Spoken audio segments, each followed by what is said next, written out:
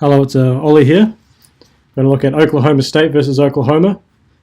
Everyone's talking about Trae Young and how awesome he is and how he's going to be the top pick in the draft, so I thought I'd get on that bandwagon. And after watching this game, I sort of agree. He's obviously very good.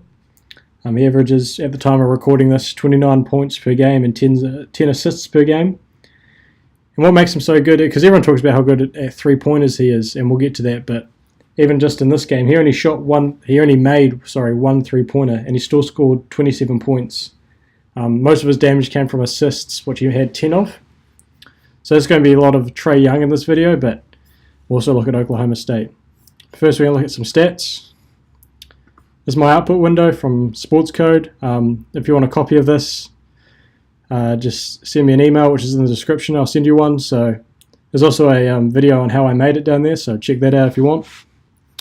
First thing I'm going to point out, as I do in all my videos, is the three-point percentage. The winning team always seems to have a higher percentage. It's the same case here, and it's just off the same amount of shots as well. If we come look at the shot quality, Oklahoma State had a lower three-point shot quality. 52% of their shots were good quality, where 63% of Oklahoma's were good quality. Other than that, there's not too much to look at. The other stats I would point out are from KenPom, and as you can see, that Oklahoma scored 109 points to 89 from Oklahoma State.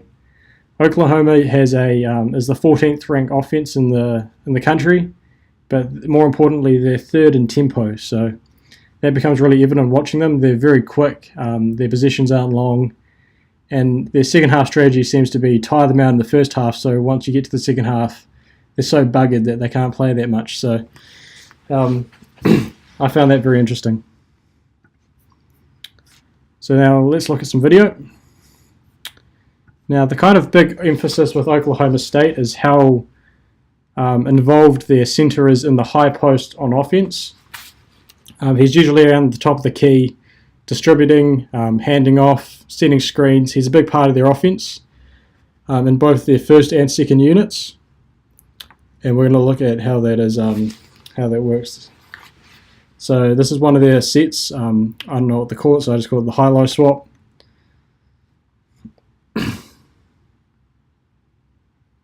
So he gives it to the center, and I'm just pausing it here just to emphasize where he is. He's at that high post area. I'm just going back to the start just to emphasize that point.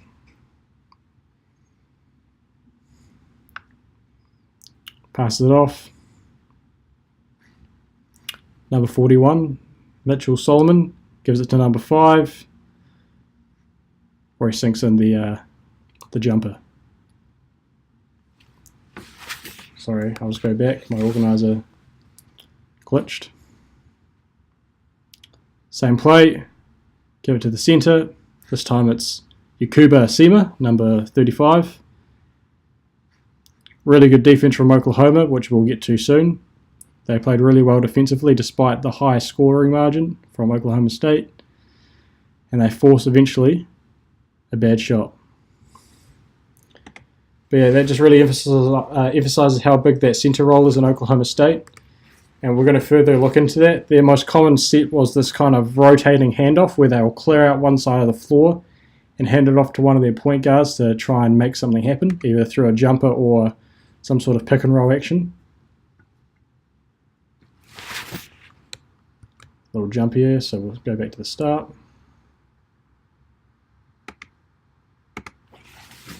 There we go.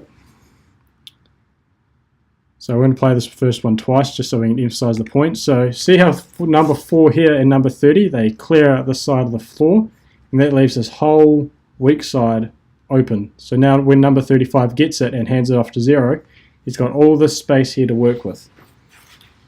So it's going back to the start.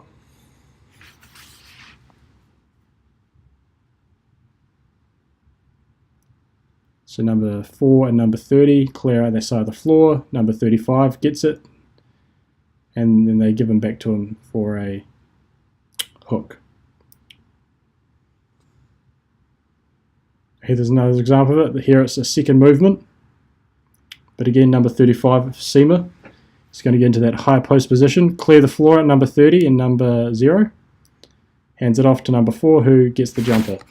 That's probably the best example of it, so I'm just going to replay that last one.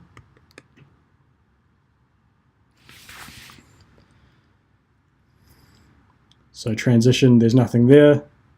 So bring it back out, reset, clear out that floor with 0 and 30, create that space for number 4, turns the corner, jumper, lands it. So there's another 2 examples. I won't pause it this time. So he gives it to number 41. Number 41 Solomon, who hands it off. Good defense by Oklahoma, forces the bad shot. Oklahoma State with one of their many offensive rebounds, but eventually gets to Oklahoma. Good defense here again by Oklahoma.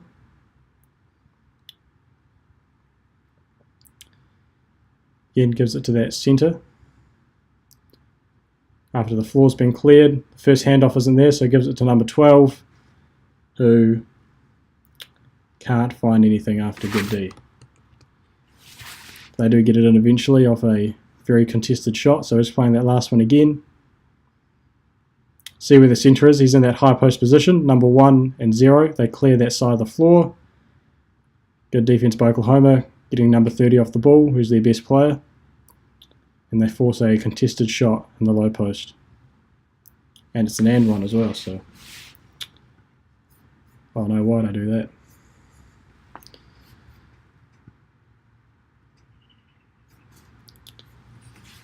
Another set by Oklahoma. I just called this a rub, so they did it twice in the second half. Again, it emphasizes that importance of the center at the high post. He sets a screen here for 5 for Shine, I believe his name is, who gives it back to Solomon, who gets in the floater. Same exact play. They do it on the exact next possession as well. Same thing. Solomon sets the pick for Shine, who makes the jumper, clanks it off the rim. But again, I just wanted to emphasize the importance of that player in the high post. It's either Solomon, who's number 41, or number 35, Seema. And they play a significant role just setting screens or handing off the ball in that dribble handoff where that side of the floor is cleared. And finally, I just want to emphasize how good the D was for Oklahoma. So again, Seema setting that pick. But look at where Oklahoma's, no one's not guarded. They're really good at switching. So watch the switch here. Very good, easy switch, very clean.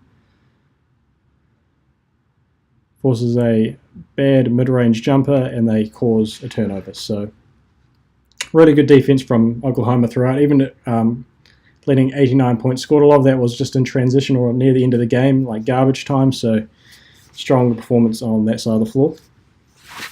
Now to Oklahoma. So there's going to be a lot of Trae Young.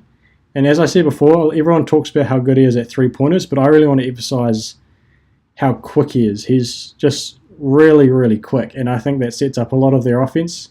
It sets up a lot of his assists where he can create alley-oop opportunities or easy three-point opportunities. But quickly, I just want to emphasize a couple of plays where it just kind of shows how quick he is. He always gets the ball off the inbounds pass.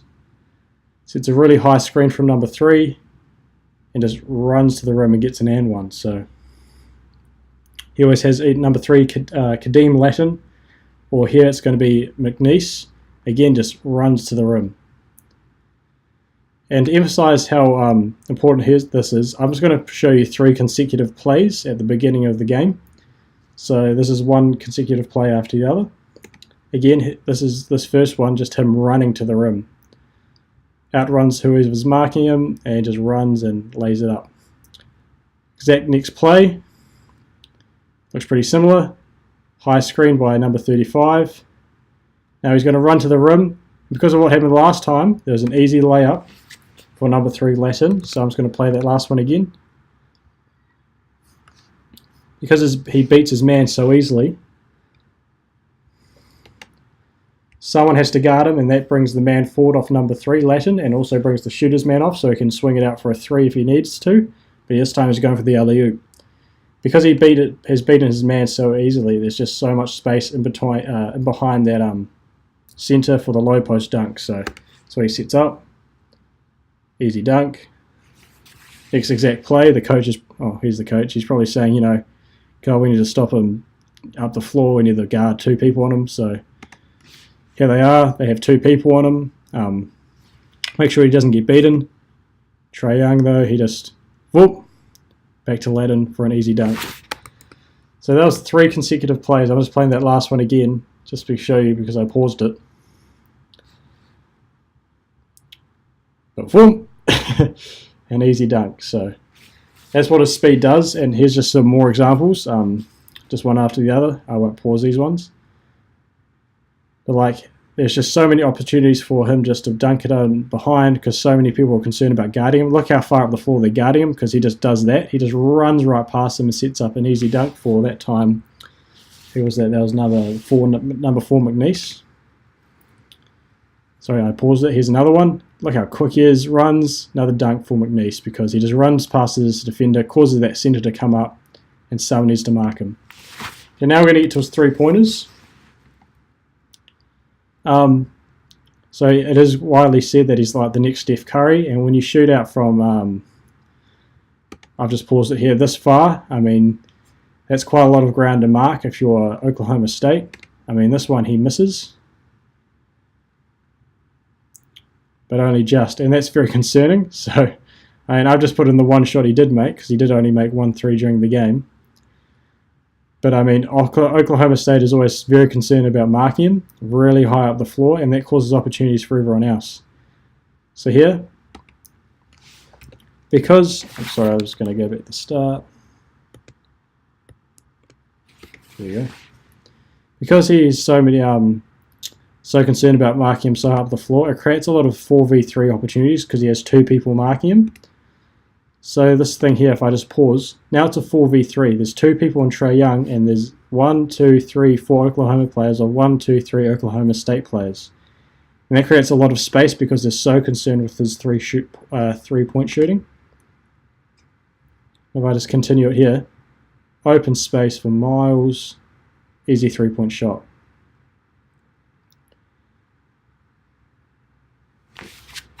Again. So now we've got a 4v3 opportunity again. So 1, 2, 3, 4 Oklahoma players versus 1, 2, 3 Oklahoma State players because there are 2 players on Trae Young. And again, that just opens up all the space for easy 3-pointers.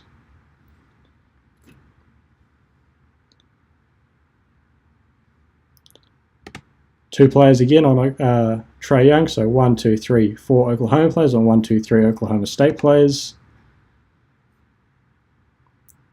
Creates oodles of space for open 3-pointers, and he could have swung it to the wing again for an even opener shot, but he nails it anyway. I want to play this next clip twice because I thought it was so funny. Trae Young gets it, splits 2 defenders, but again we've got now a 4v3, 1, 2, 3, 4 against 1, 2, 3. Open 3-point shot, nails it. So I'm just going to play that last one again. Watch how he just splits these defenders. I thought this was just ridiculous by Trae Young. So he just gets the ball, 2 defenders there. Oh, no, too bad. And then just open 3-point shot.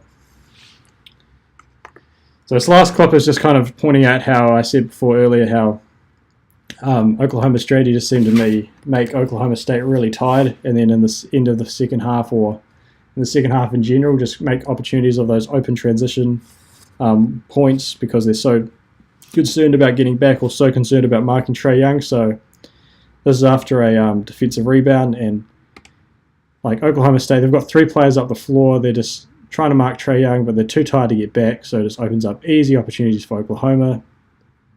Easy transition 3, nails it. So just wanted to point that out just to show how much how Oklahoma get a lot of their points at the end of the half or in the second half in general.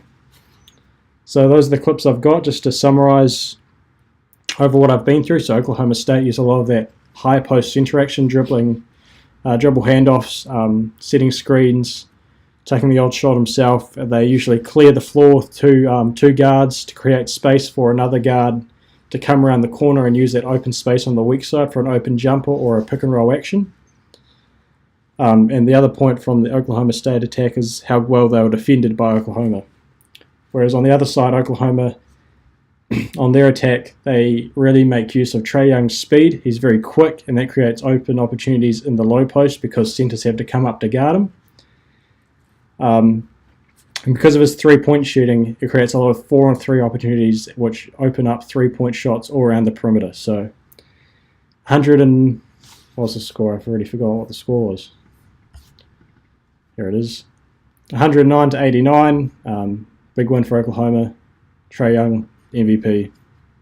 That's all I've got. So, see ya.